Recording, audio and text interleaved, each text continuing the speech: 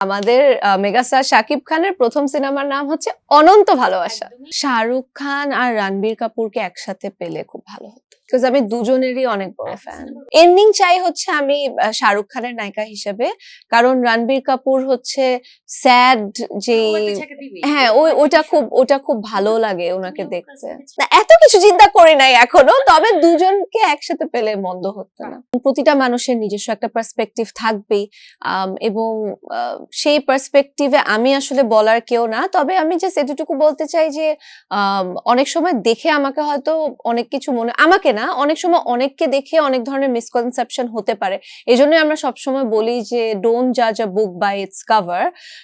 কিন্তু আমার সাথে একবার মানে যারা আসলে মিশেছে, আমার মনে হয় না কেউ না, আমি ভীষণ লাকি যে আমার কো আর্টিস্টদের কাছ থেকে আমি সবসময় অনেক অনেক ভালোবাসা পেয়েছি।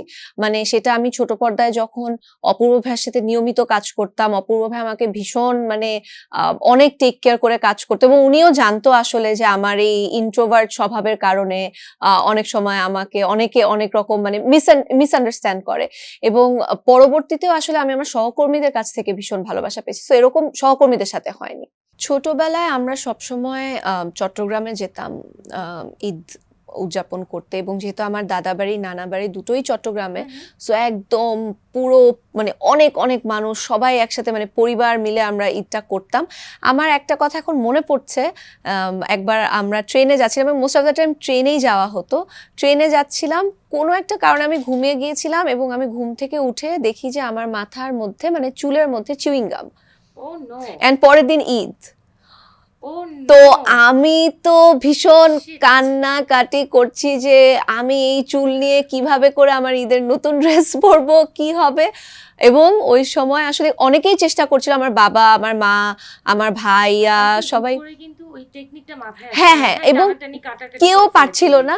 পরে একজন আঙ্কেল যিনি আমাদের সাথে ট্রাভেল করছিল, মানে উনি এত সুন্দর মতো মানে উনি আমার কান্নাকে থামিয়ে খুব সুন্দর করে জিনিসটা মানে সলভ করেছে। এবং মানে তারপরে তো আর আসলে একদম একদম একদম। এবং যেটা হয় যে ঈদের সময়টা আসলে পরিবারের মানুষ ছাড়াও এই যে যাদের সাথে আমরা মানে যাত্রা পথে যাদের সাথে দেখা হয়, তারাও কিন্তু আমাদের একটা মানে আপনজন হয়ে যায়। একদম একদম।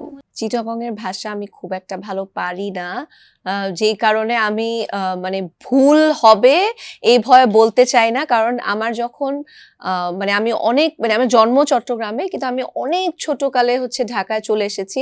আশেপাশে সবাই বলে, কিন্তু আসলে চিটাগং এর ভাষাটা আমার কাছে এত ভালো লাগে, কিন্তু আবার যেহেতু একটু কঠিন, সেভাবে করে রপ্ত করতে পারিনি, তাই আমি ভুল কোনো কিছু বলতে চাই না।